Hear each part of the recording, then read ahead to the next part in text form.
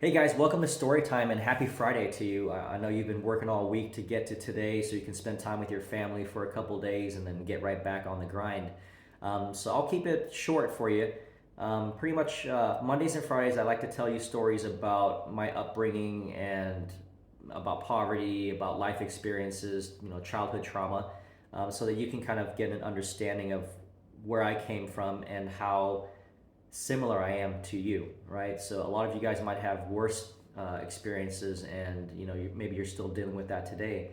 But it took me until 35, 36 years old before I really understood that I've been shuffling all these memories away into the back of my mind, and I couldn't figure out why I just get triggered all the time, get angry, blow up, go crazy, get so erratic, and I didn't realize that I was dealing with trauma, and these are things that I've been pulling back up from my memory system, my memory bank, and I felt the need to share this with you because maybe you were that same kid growing up in poverty, or getting beaten by your father, um, or all types of things that can happen to you, right? So um, today's story, I want to talk to you about my cockroach infested home. So when I was 7 or 8 years old, my family started a restaurant, opened a restaurant in St. Louis, Missouri, and we were so poor. I mean, you think opening a restaurant, you have some money, right? But I don't know what happened, but we were so poor that we lived in this little apartment, and this apartment was a two-bedroom, one bath, located in St. Louis, Missouri, and it looked like a nice normal apartment when you walked in, but at nighttime, I would share a room and a twin size bed with four of my siblings.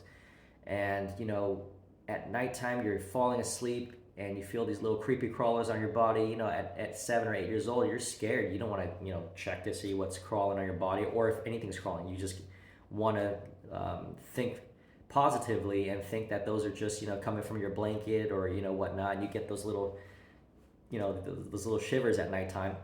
And in my situation and my family situation, it was indeed something crawling on me. So imagine at 8 years old, you're sleeping and you feel these things crawling on your legs and your arms and your chest, only to wake up in a cold sweat, freaked out, frantic, and to spit a cockroach out of your mouth. And it's dark, so you don't really understand what was in your mouth. You just think maybe you were dreaming something, maybe it was a nightmare. And you run over to the wall and you click on that switch, and thousands of cockroaches are just scrambling and running away. When they see light, they just start running. And so, as an 8 year old, and you're seeing this and you're trying to process what you're seeing, first of all, is an infestation of cockroaches. And for any kid, that's already traumatic. And then to process that, okay, that those things were on my body and that's what I was feeling. And then to process that I had to spit a cockroach out of my mouth, I instantly started throwing up and gagging and screaming. And at that time, that was my reality, and I didn't know any better. And so living in poverty, people have different stages of poverty, or different definitions of poverty, and that was mine. We'd go through winter nights with no heat because the bill wasn't paid. We'd go through summer, really hot summers, 115 degree summers, with no AC, and that was normal. And my parents did the best they could. The circumstances were what they were, and those were the cards that were dealt at the time. And so for me to hold that against my parents, or hold that against God, or hold that against my circumstances, or blame these things, later on in life, that's nonsense. And I'm sorry to tell you that. I don't know if you've talked to therapists and they're sugarcoating it, telling you to do this and do that. But at the end of the day, that was what it was. That it is what it is, right? It was what it was. And if you dealt with that and you're here today and you're watching this, I want you to know that I was once that child. I understand and feel where you're coming from. And what I wanted to explain to you and tell you is that you can break free from that. All these things that happen to you in your life, you can't go blaming those items or those things or those people, for what you went through. God put you in that position for a reason. He wanted you to experience that. And unfortunately, if you were like me, where I had my childhood taken away from me, and had to grow up too fast, that's that's part of life. And if you go through life, blaming those things, and those are the reasons why I can't be successful today, or it's because my mom and dad treated me like this, or they used to beat me. I can't go out and give my family a better life, or I can't treat my kids better, or I can't love my wife and not cheat on her and do all these crazy things. So sometimes you have to play that back in your mind. Is it logical to say that something happened to me 25, 35 years ago, in my case 35 years ago, is that something that I can still blame? Because am I still going through that? I've overcome that. I'm sitting here, right? I have a brain. God gave me this beautiful brain to think and to understand, and to not use those things as an excuse for you not being successful in life. So, when I tell you, if I can do it, you can do it, I wholeheartedly mean that. And my life mission here is to share this gratefulness, this life, this warm feeling I have inside of me, because I was able to overcome those situations and those experiences, and not only overcome them, which is just level one, but to thrive and to be successful and to make enough money to where my wife hasn't had to work for the past 10 years, or to be financially free. And when we talk about financially free, we're not talking about millions and millions of dollars or being a billionaire overnight, like some of these things you hear online. I'm talking about freeing up your time, freeing up your mind, freeing up the relationships you have in your life, so that you can spend more time with your wife, you can connect with her, and you can go on date nights, and then you can take your kids to school every morning and kiss them goodbye, and pick them up after school and find out what their day was like.